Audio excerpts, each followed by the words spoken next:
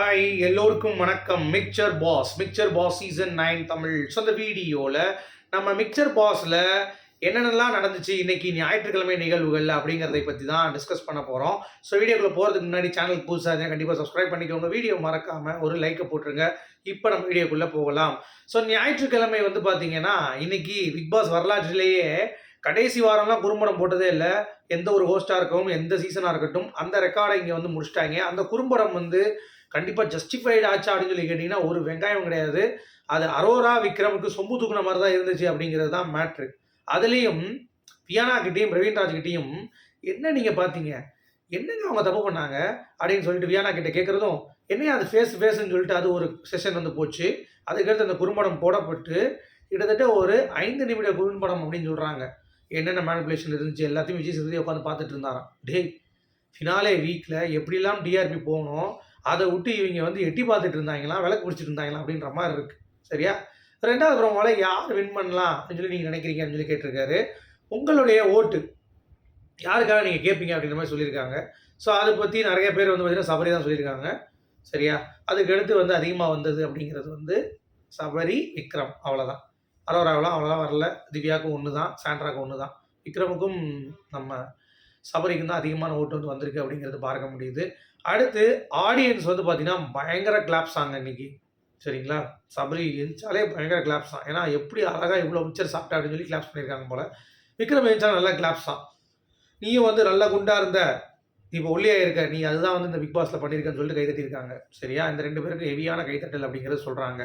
First saved யார் பண்ணியிருக்கா அப்படின்னு சொல்லி பார்த்தீங்கன்னா திங்கு விக்ரம் வந்து பண்ணியிருக்காங்க அப்படிங்கிறது பார்க்க முடியுது. ஸோ விக்ரம் ஃபஸ்ட் சேவ் ஆயிருக்காரு. இந்த ஏதோ எம்பாக்ட் வந்து கிரியேட் பண்ணுமான்னு கேட்டிங்கன்னா எனக்கு தெரிஞ்சு ஃபஸ்ட் சேவ் போன வட்டம் வந்து பார்த்தீங்கன்னா முத்துக்குமரன் சேவ் பண்ணல, வேறு யாரும் தான் சேவ் பண்ணாங்க. ஸோ அப்படி இருக்கப்ப இந்த வட்டம் வந்து அப்போது முத்துக்குமரன் வேணும்னாரு. அதே மாதிரி அர்ச்சனா இருக்கப்போ தினேஷ் தான் சேவ் பண்ணாங்க சீசன் 7ல். அப்போ அர்ச்சனா வந்தாங்க. அதனால் இந்த வட்டம் வந்து விக்ரம் கிடையாதுங்கிறது உறுதியாயிடுச்சு இந்த வாரம் சேவ் பண்ணுறதுனால. ஆனால் சொல்ல முடியாது, நாங்கள் வந்து சீசன் 4 மாதிரி, சீசன் 5 மாதிரி, சீசன் 6 மாதிரி யாரை பரவாயில்ல வர சேவ் பண்ணுறோமோ அவங்க தான் டைட்டில் வின்னர் அப்படிங்கிற அந்த ஜேர்னரில் எனக்கு தெரிஞ்சு விக்ரமோட டைட்டில் வின்னர் கொடுக்கலாம், யாராலும் கொடுக்கலாம். ஏன்னா எந்த மிக்சரில் பெரிய மிக்சருங்கிறது தானே போட்டியே அப்படிங்கிறது பார்க்க முடிஞ்சிச்சு. அதுக்கடுத்து 3வது ப்ரோமோ பார்த்துருப்பீங்க, சாண்ட்ரா ஓட எவிக்ஷன் தான். அதில் ஒரு வெங்காயமும் இல்லை. சடன்னு முடிச்சுட்டு ஒரு ஷாக் தான் கொடுத்துருக்காரு விஜய் சேதுபதி. யாருமே வந்து நினைக்கவே இல்லையா இந்த மாதிரி இன்றைக்கி வந்து எவிக்ஷன் இருக்கும் அப்படின்னு சொல்லி நினைக்கவே இல்லை போல். ஆனால் டக்குன்னு வந்துட்டு சாண்ட்ராவோடைய கார்டை தூக்கி காட்டும்போது சாண்ட்ரா முதல் பிலீவ் பண்ணலையா, அவங்க எவிக்ட் இல்லை நினச்சிட்டு உட்காந்துருந்துருக்காங்க. யார் நான் கேம் தானே ஆடினேன் அப்படின்னு சொல்லியிருக்காங்க. நீ கேம் ஆடின உதவி, இது உன் பேர் தான் வந்திருக்கு சாண்ட்ரா அப்படின்னு சொல்லி சொன்னோடனே ஓ அப்படின்னு சொல்லிட்டு ஒரே ஃபீலிங் போல்.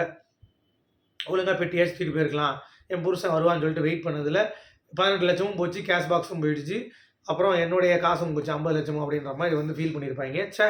மச்சான் பொண்டாட்டினாலும் நமக்காக கொஞ்சம் சொம்படிச்சு உள்ளே வந்து விஜய் சேதுபதி கொண்டு வரணும்னு பார்த்தா என்ன அப்படி பண்ணிட்டாங்கன்னு சொல்லிட்டு பயங்கர ஒரு ஃபீலிங் போல். சரியா? அழுதுருக்காங்க. விக்ரமும் சாண்ட்ராலாம் பயங்கரமாக, விக்ரம்லாம் சிவாஜி கணேசனை மிஞ்சிட்டானா இன்றைக்கி அழுதுதில்ல, அந்த மாதிரிலாம் நடந்திருக்கு. சபரிலாம் இன்றைக்கி கண் கலங்கிட்டாராம். என்னடா இது, இனிமேல் நாங்கள் மிக்சர் சாப்பிட்ணும், யார் மிக்சர் போடுவா எங்களுக்கு அப்படின்ற மாதிரி ஒரே கண்கலங்கள் அப்படிங்கிறது சொல்கிறாங்க. என்னத்தை பார்க்குறதுக்கு அப்படிங்கிற மாதிரி. ஏன்னா இன்றைக்கே டிஆர்பிக்காக தான் இவங்க எலிமினேட் பண்ணியிருக்காங்க, இல்லாட்டி சுத்தமாக வராதுன்னு சொல்லிட்டு. சாண்ட்ரா எலிமினேட் பண்ணதுக்கு காரணமே டிஆர்பி தான் அப்படிங்கிறத சொல்கிறாங்க. டாப் 5 போகிற மாதிரி தான் நம்ம சேதுபதி வந்து விளக்கு பிடிச்சிட்டு இருந்தாராம். நீங்களாம் ஒன்றும் கிடையாது, கிளம்புங்கன்னு சொன்னோடனே போயிருக்காங்க. பிரஜன் இருந்திருக்காரு ஸ்டேஜில் அப்படியே கூப்பிட்டு வச்சு பேசி, நீங்கள் நல்லா பண்ணீங்க, கேம் நல்லா விளாண்டிங்கன்னு சொல்லிட்டு ஜஸ்டிஃபை பண்ணி, எப்படி ஒரு ஆஸ்கார் நாயகியை கொண்டு வந்து, நடிப்பு அரக்கியை கொண்டு வந்து, நீங்கள் கேம் தான் ஆடினீங்க, உங்களுடைய பாட் நல்லா தான் பண்ணீங்க, சூப்பர் அப்படின்ற மாதிரி சொல்லி பிரஜனை வந்து கூப்பிட்டு வழி அனுப்பியிருக்காங்க அப்படிங்கிறது பார்க்க முடியுது. நல்ல வேலை பேனிக் அட்டாக் எதுவும் வரல. அப்பா பயந்துக்கிட்டே இருந்தேன். ஏன்னா குறும்படம் அடுத்து போடுவார்ல, ஏவி போடும்போது ஏதாவது ஆச்சுன்னா இழுத்துச்சுன்னா கஷ்டம். அதுதான் பிரச்சனை கூப்பிட்டாங்க. ஏன்னா பிரச்சனை இருந்தால் பேனிக் அட்டாக் வராது அவங்களுக்கு. அதனால தான் பிரச்சனை வந்து ஸ்டேஜில் கூப்பிட்டு வச்சு நின்று ஸ்டாண்டரா வர சொல்லி பேசி ஜாலியாக வந்து வழி அனுப்பி விட்ருக்காங்க அப்படிங்கிறது பார்க்க முடியுது. So Sandra is evicted from the Bigg Boss house. அப்புறம் ஒரு சின்ன டாஸ்க் ஏதோ வந்து ஆடிருக்காங்க, அவ்வளோதான். அதோடு வந்து முடிஞ்சிருச்சு.